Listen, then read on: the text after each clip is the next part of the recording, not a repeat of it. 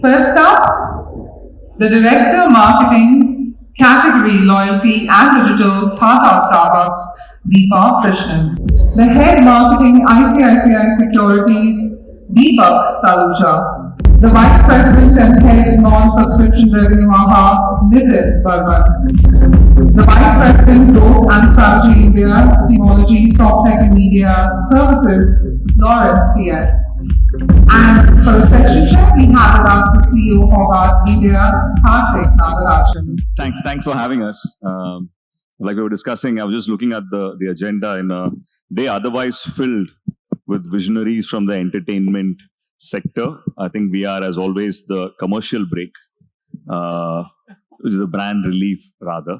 So we'll keep this short and very sweet because we're standing between the audience and lunch.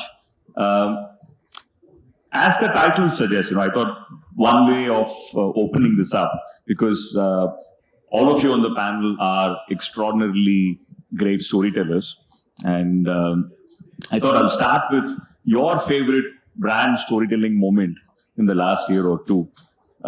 Maybe I can start with you, Deepak. You want to start with one of the journeys you've taken, especially in the last year and a half? Thank you, and it's a pleasure to be with this audience and share some of my thoughts around the content. So I'm from the financial sector, and a large part of my career has been in the marketing space on the financial sector, and I've evolved from banking to asset management to now broking, and I've kind of worked across different set of consumer segments. So I'm going to pick up something which was a play-up that happened a couple of years back when I was with asset management. This is a company called UTI Mutual Fund. I'm not sure how many of you are really aware of the brand, because that's the brand that originated the entire asset management or mutual fund conversations that you see today in form of mutual fund sahi hai, because they were the ones who carved out the mutual fund industry almost 56 years back. So the time when I was with the brand, one of the challenge for us was that it was a brand which was a legacy brand. And at that point in time, we were at a milestone year of celebrating its 50th year. And we realized the challenge on building a connect and relevance with the new emerging audience that was entering into the workforce and adopting investment as a habit. And how do we really address this? Because the brand was perceived as something which was a legacy brand, and therefore not something which had that appeal within the new age investors. So what we built out there was a starting point. So before I get into the storytelling narrative, we started off with first understanding a consumer of today, and we invested into kind of going across the country and getting a deep dive qualitative understanding around the habits related to money and money management amongst the investors at large of that age bracket of millennials.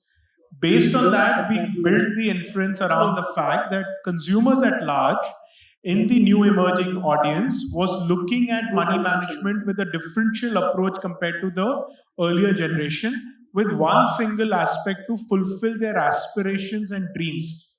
So they were obviously more progressive in the way they looked at how they wanted to see their life evolving. And they were concerned around how do they go about managing or creating that wealth. From there, we dovetailed the proposition or the positioning of the brand, which was in the context of a right to a better life, or Hak Ek Behtar Zindagi Ka, which then we extended it to carve out a very interesting narrative. Because see, a finance category tends to get very boring, right? And a large chunk of communication that happens in finance at large is very product-centric, benefit-centric. So when you're building a conversation, especially in a category like mutual fund, where the genesis of the category over the decades has been in terms of new product offering, the attention of consumer, this was for the first time that a brand was really looking at it in a different lens, on the category side, from a consumer side, and from a brand side.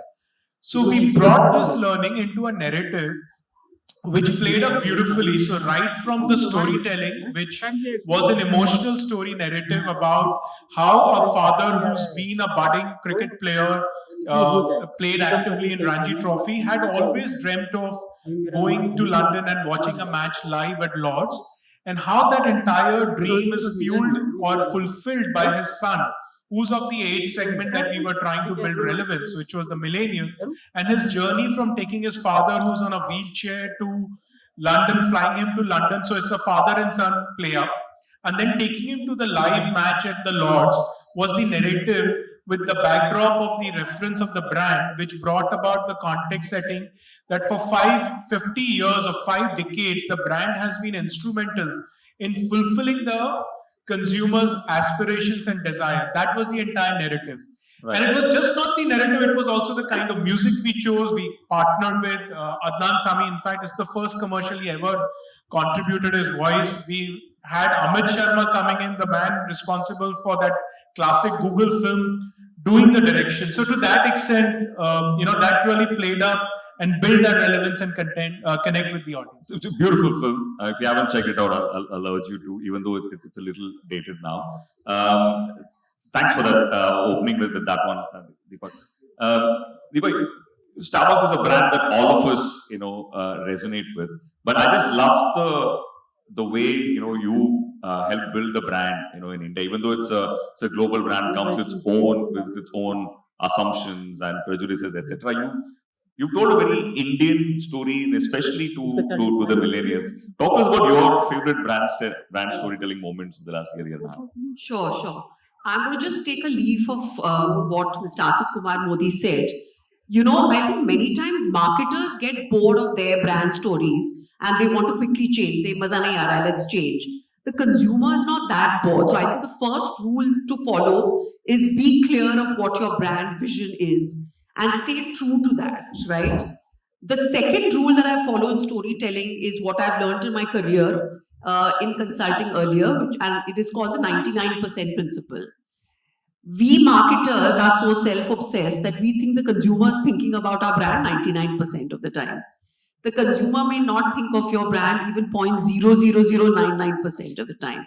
But if you can get your brand vision and story to match the 99% that is important to their life, then you have a storytelling kind of play, right? Now, to answer what you said, you're very right. Starbucks as a brand is a globally loved brand, and when I got onto the company, the mandate for me was translate that global love into an Indian connect.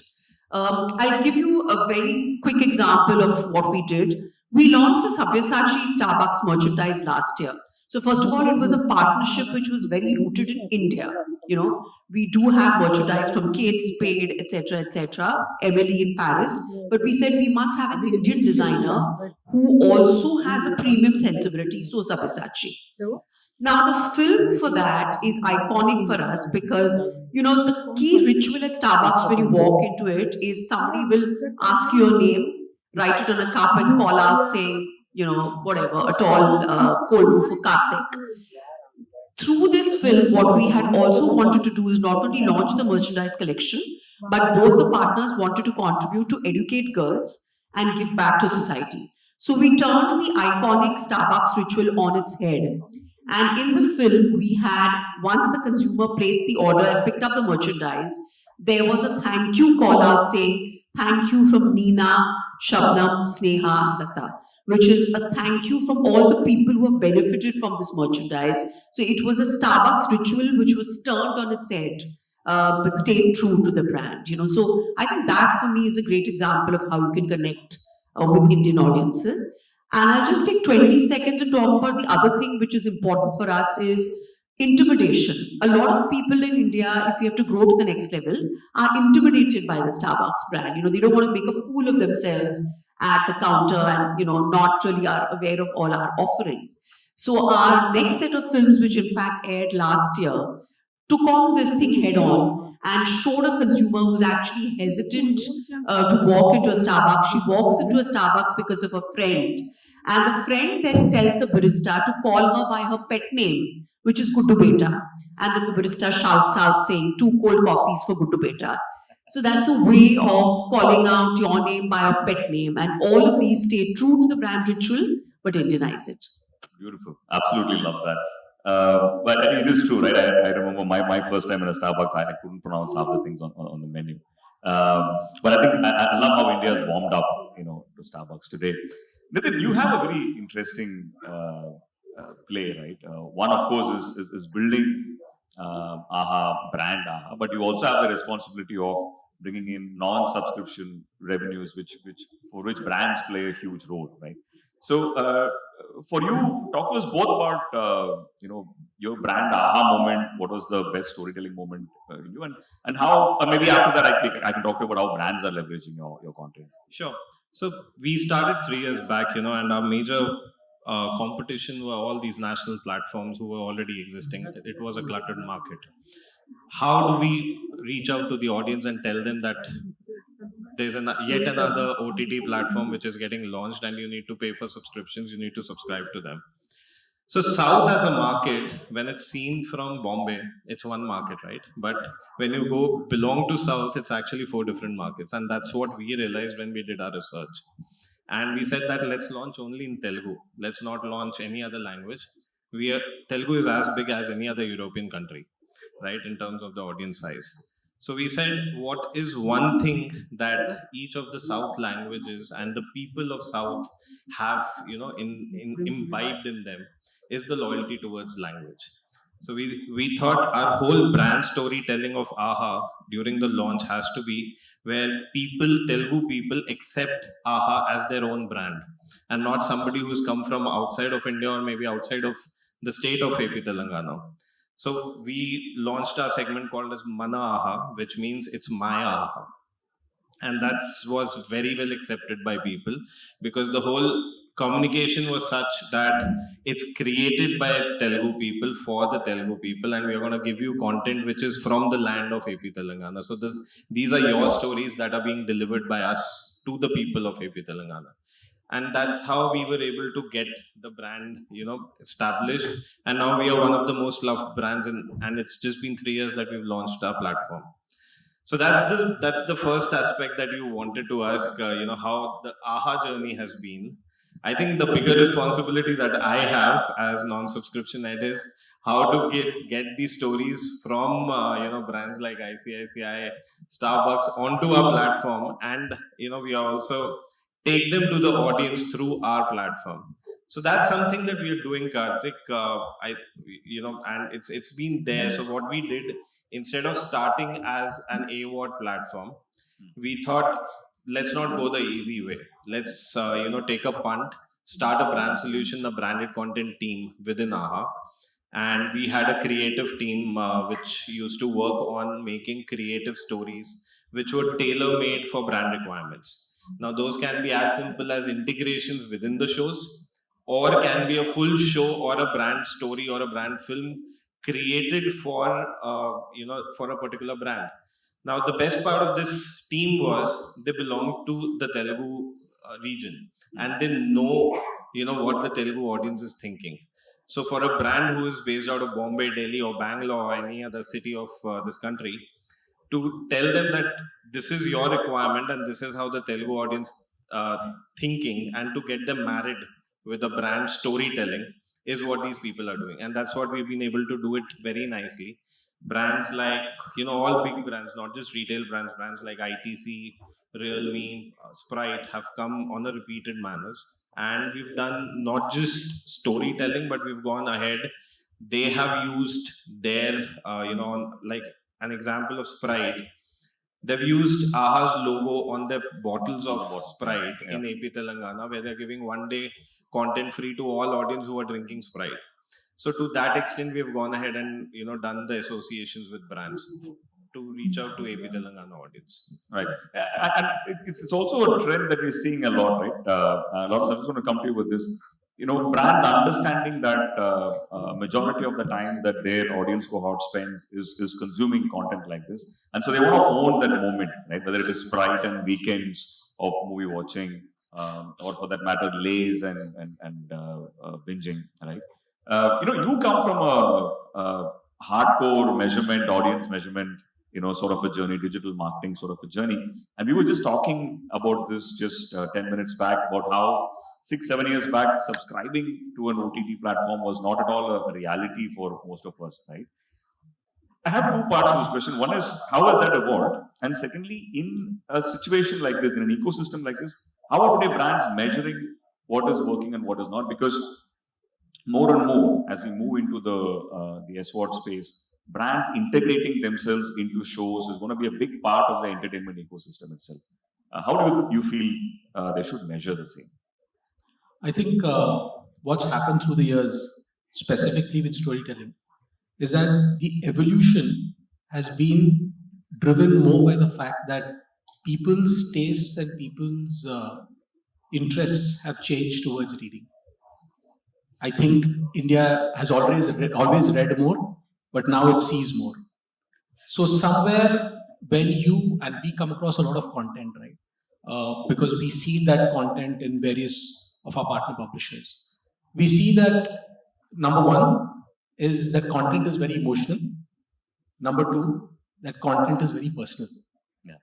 And this kind of changes the whole storytelling experience.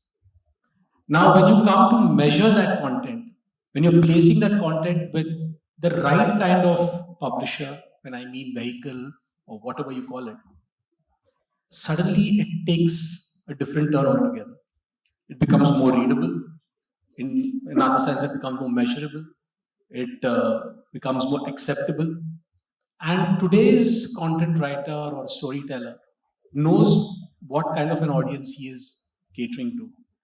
I mean, all the other panelists here have understood that. I know there's no second thought about it. But the catering to that, and that's what we see. We come across almost 70, 80 articles a day, not to mention more than that, sometimes going up to 100. And all of them are in that same space. So I think this has driven the whole change. And I will not call it maturity, but I would call it change. And this is really going to, and please don't take away written content away from the equation. Written content still is there and it's there to stay. Absolutely. There are some categories where it is probably the most important part of it. I want to just move on to one last part of it before we wind up the session. We're also living in an ecosystem where today creators play a huge role, right? Both as far as a brand's journey as well as entertainment's journey itself. Right? During the pandemic, when no original content was coming up, we were all actually just watching and consuming a lot of content done by individual creators. Right? Many of you, especially Deepak, I think of all the brand jobs, I feel selling investment to millennials is the toughest. Right? You have to build trust very, very differently. How do you tell stories in an age of creators, in age of influencers and the creator economy? How has that changed your lens? So Karthik, I agree. I think COVID saw a transformation on how content got consumed, and with lockdown, I knew no fresh content really coming in your traditional formats.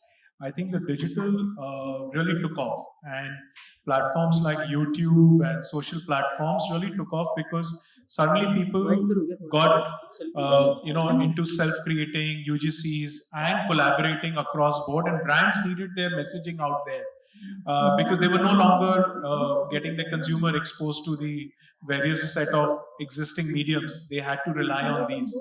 So that's a surge. And in our own category, I think what also happened is that for the first time across the globe, people had a little, what I would say, a pause in their life, right? They suddenly had time to reflect and revisit the genesis of how they intend to carve out the future for themselves, and how do they look at certain relevant elements like money, and how do they go about building that up. And also savings saw a surge because you did not have the traditional avenues to spend.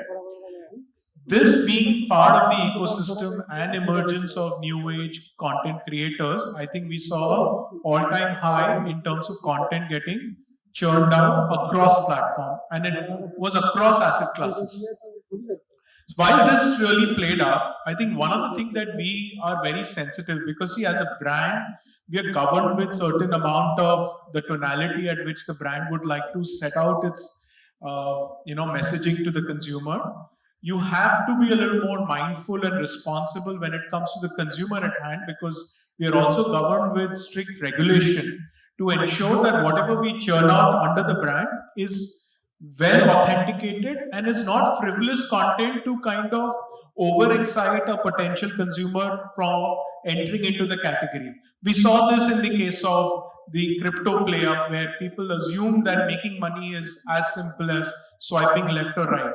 It's not a Tinder game. It is not about making a decision with a frivolous referencing of, you make money overnight. I think greed does impact a lot of our decisioning, and the problem other that we face as a society is anything mathematical is like a overstretch of our imagination or mind. So we are comfortable in saying that we will sweat it out, and a lot of you all are content creator, we'll sweat it out to get the extra buck, but we will not put that effort to understand how do I make that money. So as a brand, we are a lot more mindful about this. So whatever we churn out, we have used influencers, but we ensure that we put together the guidelines that are set under the regulation. Plus, it is validated with authentic information, research-backed information, so as to ensure that the audience that is viewing us is seeing this with the right context before making decisioning. And the third critical part is the essence of getting the content out in time. So we've also invested in creating content in-house. So we've got a team of people who churn out content which is connecting to the search trends that we observe on various search platforms to make the conversation very relevant at that point in time. So this is ensuring the authenticity, trust, and transparency. Even in our platform or in our category, we have a surge on transaction that happens on a daily or a nanosecond. There are decisions made around investment. Anytime if the platform is down, we transparently put out a message and say we are facing a technical glitch, we should be back in so and so time. We are right, we put it out there, which is to ensure that we are transparent about everything that is governed in our ethos of as a brand. So I think that's the way we've really gone about it. Got it. Deepak, for you, Deepak, it's a big part of your cohort, right? Like the creator economy and how you sort of work with them. How have you been looking at it, and how you're leveraging that entire trend? So, I'll say that if Deepak's job is very difficult, mine is very easy, because I joke many times that we don't even have to pay celebrities to be seen with Starbucks, right? They're walking out of airports with our cups or the merchandise. Having said that, we are also catering to an audience which is hungry to be seen and heard. So we have to give them a platform. I think we've realized long back that gone are the days of one-way communication. Your only job is one, of course, tell your story with authenticity and purpose. Two, make it interesting enough for the consumer to own it and give it their own spin, right? So, for example, a simple thing that we're doing on our page is called Stars of Starbucks, where anybody who just puts up a picture, and a lot of people do, but the most interesting picture in a fortnight gets featured as an influencer. So, we kind of make influencers out of a consumer, right? So it is about giving them a platform. It's about inviting them into all aspects of your product, right from creation to even product development. Last year, we allowed customers to, we gave them an opportunity to design a beverage. We had more than 6,000 entries of people giving us detailed recipes.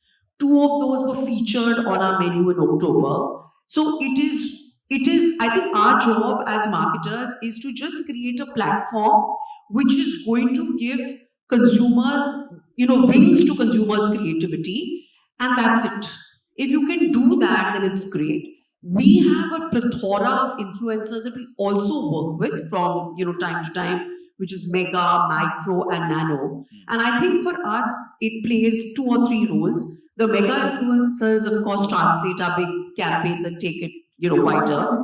But the nano influencers are really doing the job of creating the Starbucks neighborhood in a Powai and a Bandra. So that's how we really look at the whole influencer play. I'll just end with Lawrence. This also comes a lot of risk. We are living in the world of Bonvitas and whatnot at this point. What would be your advice to people who want to sell tours, sell tell stories with creators, with platforms, with influencers? See, the challenge that I see today is though there is emotional writing, writing very personally, writing very enthusiastically, but you also need to, when it's a digital space, it's a digital era, you also need to write digitally. Now, that is where I know there is a challenge because not every digital word which gets caught up in you know who needs to be emotional, right? And I think that is where content writers are going to dwell with this fact that, oh, now I have to write very differently. But they're smart. And I think story can be said any which ways. I think that will turn out how measurability is driven on a larger scale. The reason being that today everything is content oriented, whether it is visual or written, and you drive influence because of that. So when you do those things and when you are influencing a person, there is a very different kind of intention that you have at your end. When you put those things together, right, that is the time when what is evolved, what comes in front of you, is that wonderful story that gets published in many of our so-called publications and which people read so enthusiastically. I think they are evolving or they need to evolve. The ones who haven't. That's great. Nitin, I'll let you have the last word, but for a different question. And with this, we'll close the panel. We were talking about some of the great brand integrations with cinema and with OTT and series. The one that that's very very close to me, very personal, and I also feel one of the most effective ones is what we've done with TVF, which is tripling, right? Where we brought in Tiago, which is getting launched back then into that series, and what a wonderful integration it was, right? And it had great audience scores as well as brand scores, something that you don't see often. So in 60 seconds, if you have to talk to marketers in this audience and tell them what is the best way in which they can get themselves integrated with the content that you are creating as what will that be? So I'll split my 60 seconds into two, 30 seconds each, one for the marketeers and one for the creators as well. I think for the marketeers, what you said about Tiago, the long-lasting impact by placing your brand subtly in the content is much more than placing an ad, which everybody wants to skip after 6 seconds. That engagement, the brand is remembered for a long time. Like, for example, if anybody has seen Kota Factory on Netflix, would remember that Unacademy was there. Every professor was teaching on Unacademy. So similarly, for all brands today, it has become very important that how subtly you can fit in, and create the stories around that brand. So like for a Starbucks, if I have to create, can I show my office scene, like there is a Starbucks next to my office in my show, and show that as a hangout place for the office goers, right? Or if they want to be an aspirational brand, can I show that it's an aspirational brand by weaving it into my script, not force fitting it? That's very, very important. A lot of brands, what they do is they place their brands like on the table. That will not help. I think what is going to help is by putting it, scripting it out how we did.